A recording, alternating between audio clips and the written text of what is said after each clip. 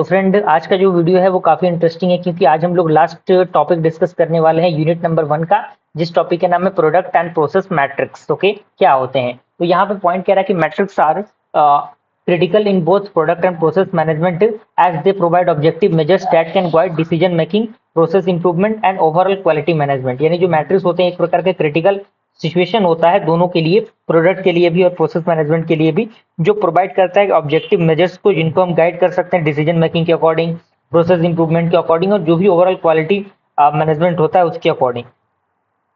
अगला पॉइंट कह रहा है कि they also enable organisation to measure progress and identify areas for improvement. यानी ये क्या करता है, इनेबल करता है ऑर्गेनाइजेशन को मेजर करने के लिए जो भी प्रोग्रेसेस होते हैं और आइडेंटिफाई करते हैं एरियाज को इंप्रूवमेंट के लिए।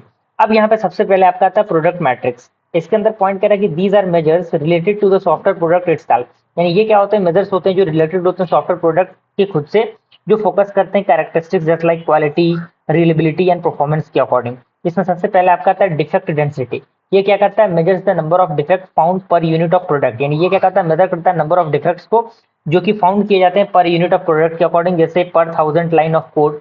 दूसरा आपका आता है कोड कॉम्प्लेक्सिटी। ये क्या करता है, measure the complexity of code, यानी कोड की कॉम्प्लेक्सिटी को मेजर करता है typically through metrics like cyclomatic complexity.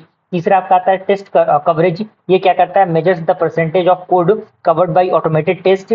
चौथा आपका आता है कस्टमर सेटिस्फेक्शन। ये क्या करता है, ये ट्रैक करता है फीडबैक को और सेटिस्फेक्शन को जो कि इंड यूजर से मिलते हैं। और पांचवा आपका आता है परफॉर्मेंस मैट्रिक्स। ये क्या करता है, these measures the efficiency of software just like response time, memory user, इस पे ये काम करता है।